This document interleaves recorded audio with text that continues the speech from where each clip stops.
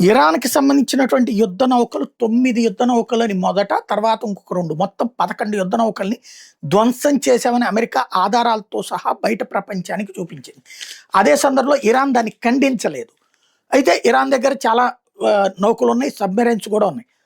Iran నౌకాదళాన్ని మొత్తం నిర్వీర్యం చేశామని చెప్తున్నది గానీ, నౌక బేసులు ధ్వంసం చేసింది. ఇజ్రాయెల్, అమెరికా కలిసి నౌకలు ఎక్కడైతే డాక్ చేసుకుంటాయో ఆ ప్లేసెస్‌ని ధ్వంసం చేశారు.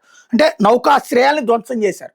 వాళ్ళ యుద్ధ నౌకలు పెట్టుకునేటటువంటి బేసుల్ని ధ్వంసం చేశారు. యుద్ధ నౌకలు ఎక్కడున్నాయో తెలీదు. ప్రస్తుతం దాచేశారు. అయితే తాజాగా అమెరికాకి సంబంధించి డిస్ట్రాయర్లు అంటారు. అంటే యుద్ధ నౌకల్ని ధ్వంసం చేసే యుద్ధ నౌకలనమాట. వీటిలో టార్పిడోస్ ఉంటే వీటి ద్వారా అవతల వాటిని ట్రాక్ చేసి పేల్చేస్తుంటారు. అత్యాధునిక పరికరాలు అమెరికా దగ్గర ఉన్నాయి. ఇరాన్ దగ్గర అంత పవర్‌ఫుల్‌గా లేవు. దాంతోనే 11 షిప్పులు ధ్వంసమైనయి.